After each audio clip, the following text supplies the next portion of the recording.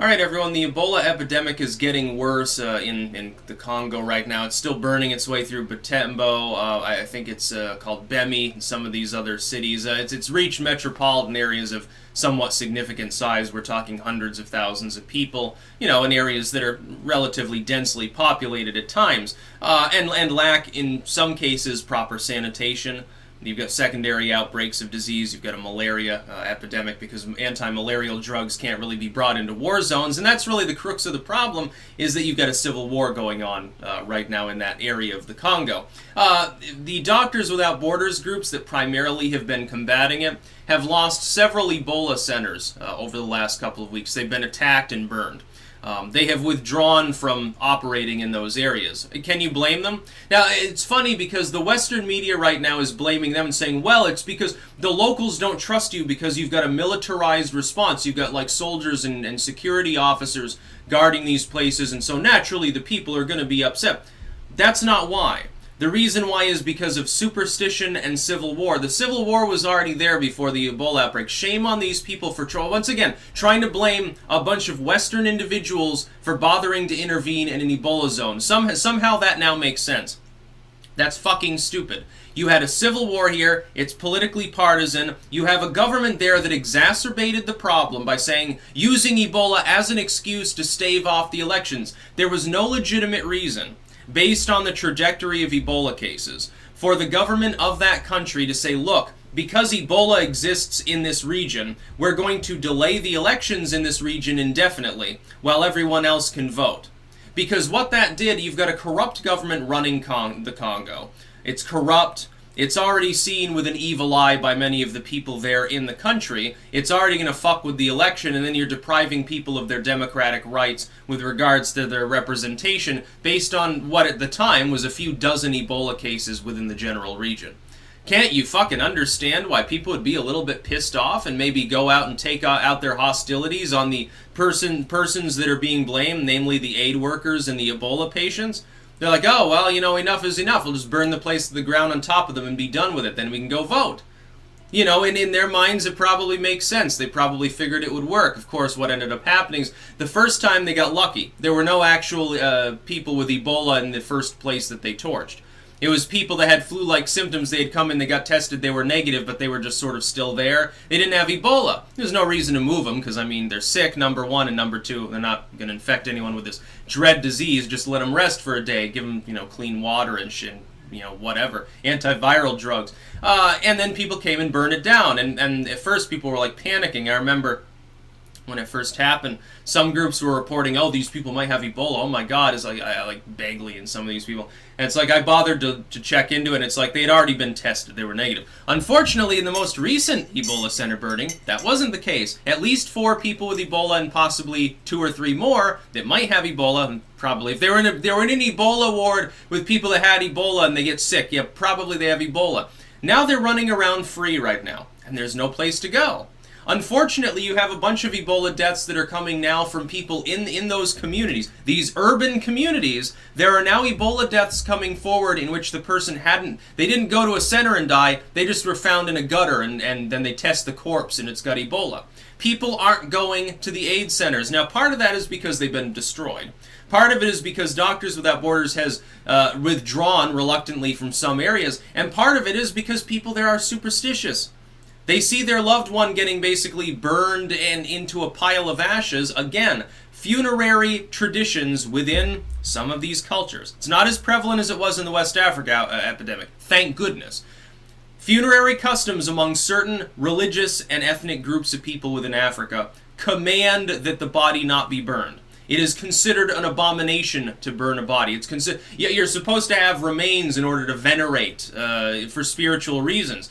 So when they see them burning the bodies, and throwing the ashes in an urn, it's going to be a problem. You will have people that are sick that don't come forward. Now, in the West African epidemic, there were almost no cases in urban areas. It was almost entirely relegated to the semi-populated, the smaller town, rural outlying districts. That's where you had the bulk of the cases. They managed to keep it away from the urban centers. Otherwise, it would have been hell to pay. Unfortunately, it's already in 2 major urban centers, moving towards a third that's even larger. And nobody's there to stop it now because the aid workers keep getting attacked. It's not just... Here's the thing. It was difficult enough when it was just civil war. They're like, hey, our aid caravan here going to this village might get jumped by guerrilla fighters at some point. They might say, hey, this medical equipment, we can sell it on the black market by bullets.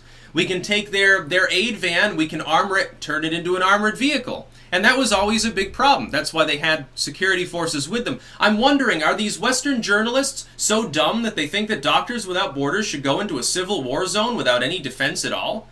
You know, in the case that they did, when they ever did break away from those security forces, what happened? They get shot at. Wonderful. The problem is if you get a van with an Ebola patient bleeding and hemorrhaging everywhere in the back, and then these guerrilla fighters show up and physically toss them out of the vehicle, they're probably all infected too. They're not going to disinfect the vehicle. Their idea of disinfection is some hot fucking water. Because they don't understand medicine. They've been wandering around the jungle shooting at each other for the last few years. They're not doctors. They don't fucking know about contagion. They probably don't even understand the concept. Some of these people believe in miasmatic theory. And that's, by the way, I'm not making a racial statement. I'm just saying, look, there are areas there that there is no educational structure. You can't blame them for not fucking understanding how Ebola is transferred. You know, urbanites in the region, they understand, okay, well, this is a germ, this is a bacteria. Some person that's been born out in the middle of a fucking Congolese jungle does not know what a bacterium is. It's not gonna, and that's, you know, primarily who's gonna be fighting. Unfortunately, war happens to generally involve people that are downtrodden and left behind by a culture, killing each other for a bunch of rich people. It's the same over there as it is over here, unfortunately. You should draft the rich. We should do away with the draft of being based on being male, and we should make the draft young people who happen to be from wealthy families. Should reform the Greek hoplite or whatever. They were only allowed to be rich. Then Caesar, unfortunately, decided to draft peasants, you know, to expand manpower, I guess. But no, Ebola's spreading, and yeah, now there's no aid workers there to stop it. You've got dozens of cases now emerging that are completely uncontained. It's going to get worse. It's like, it's obvious that it's capable of spreading, considering that it's spreading. The number of new cases, how are you going to tabulate it if people aren't coming forth? You know, just find a dead, half-decomposed body after it's been rotting for a week. I don't think anyone wants to bother testing it for Ebola at that point. It's like, oh, it's a suspected Ebola case. Yeah, they could have been rabies, could have been flu, could have been they get shot and, you know, by, you know, guerrilla warfare or something. Yeah, it could have been anything, but it's probably just Ebola. You should probably burn the body. It's crazy talk. It's even crazy to blame the medical community for wanting to be defended, especially now that it's not just a civil war, it's angry mobs of people attacking these centers for political reasons. If I were in Doctors Without Borders, I would say, and they say, hey, you want to go and volunteer and go over here? I'd say, no, fuck you. I'll leave I'm not stepping foot on the whole fucking continent right now, because it's waiting to explode into epidemic. You deal with the problem. And you explain to these fucking journalists why we need security forces too. No, you let me go volunteer in Cambodia or something like that, handing out those little cast iron fish to kids so that they can boil their food with it so they don't have anemia. Which, by the way, is actually a thing, and it's quite inventive. No, it's ridiculous. Blaming the aid workers. Yeah, hey, let me go over and volunteer and put my life on the line anyway in an Ebola zone, but I'm also going to get shot at and nobody's going to help me. Yeah, it's our fault. We're so sorry for having soldiers defending our medical apparatuses that could get robbed and stolen and sold on the black market by people who don't understand the concept of sterilization. Yeah, I'm sorry about that fact. I'm sorry we want to, you know, have bodyguards at our places and escorts when we're caravanning around, bringing aid and experimental serums and shit to people. We're sorry about that. We're evil oppressors from the imperialist West. Fuck off. That's about all. Peace out.